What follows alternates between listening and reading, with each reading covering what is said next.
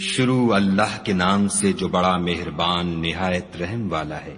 الف لام را، یہ کتاب روشن کی آیتیں ہیں۔ ہم نے اس قرآن کو عربی میں نازل کیا ہے تاکہ تم سمجھ سکو۔ اے پیغمبر صلی اللہ علیہ وآلہ وسلم، ہم اس قرآن کے ذریعے سے جو ہم نے تمہاری طرف بھیجا ہے تمہیں ایک نہایت اچھا قصہ سناتے ہیں، اور تم اس سے پہلے بے خبر تھے۔ جب یوسف نے اپنے والد سے کہا کہ ابا میں نے خواب میں 11 ستاروں اور سورج اور چاند کو دیکھا ہے، دیکھتا کیا ہوں کہ وہ مجھے سجدہ کر رہے ہیں۔ انہوں نے کہا کہ بیٹا اپنے خواب کا ذکر اپنے بھائیوں سے نہ کرنا، نہیں تو وہ تمہارے حق میں کوئی فریب کی چال چلیں گے۔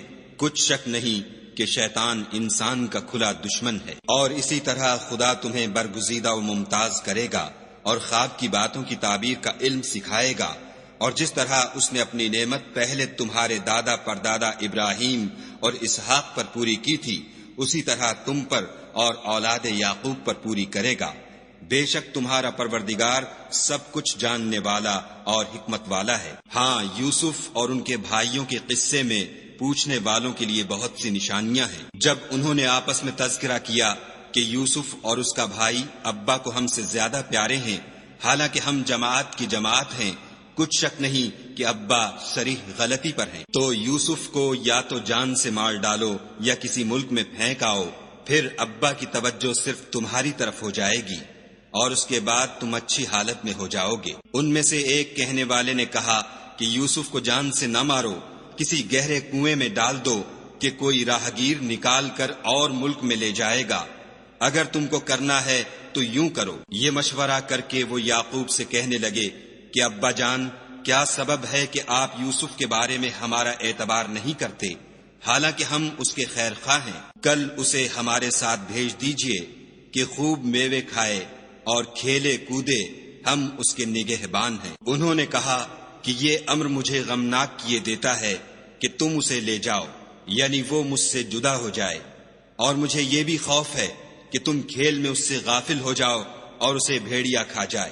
وہ کہنے لگے کہ اگر ہماری موجودگی میں کہ ہم ایک طاقتور جماعت ہیں اسے بھیڑیا کھا گیا تو ہم بڑے نقصان میں پڑ گئے۔ غرض جب وہ اس کو لے گئے اور اس بات پر اتفاق کر لیا کہ اس کو گہرے کنویں میں ڈال دیں، تو ہم نے یوسف کی طرف وحی بھیجی کہ ایک وقت ایسا آئے گا کہ تم ان کے اس سلوک سے آگاہ کرو گے اور ان کو اس وحی کی کچھ خبر نہ ہوگی۔ یہ حرکت کر کے وہ رات کے وقت باپ کے پاس روتے ہوئے آئے اور کہنے لگے کہ ابا جان، ہم تو دوڑنے اور ایک دوسرے سے آگے نکلنے میں مصروف ہو گئے اور یوسف کو اپنے اسباب کے پاس چھوڑ گئے تو اسے بھیڑیا کھا گیا، اور آپ ہماری بات کو گو ہم سچ ہی کہتے ہوں باور نہیں کریں گے، اور ان کے کرتے پر جھوٹ موٹ کا لہو بھی لگا لائے۔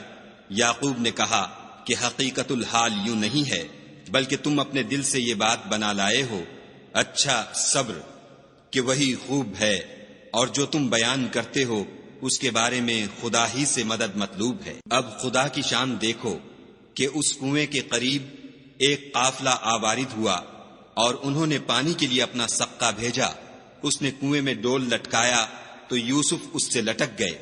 وہ بولا، زہے قسمت، یہ تو نہایت حسین لڑکا ہے، اور اس کو قیمتی سرمایہ سمجھ کر چھپا لیا، اور جو کچھ وہ کرتے تھے خدا کو سب معلوم تھا، اور اس کو تھوڑی سی قیمت یعنی معدود چند درہموں پر بیچ ڈالا، اور انہیں ان کے بارے میں کچھ لالچ بھی نہ تھا۔ اور مصر میں جس شخص نے اس کو خریدا، اس نے اپنی بیوی سے جس کا نام زلیخا تھا کہا کہ اس کو عزت و اکرام سے رکھو، عجب نہیں کہ یہ ہمیں فائدہ دے یا ہم اسے بیٹا بنا لیں۔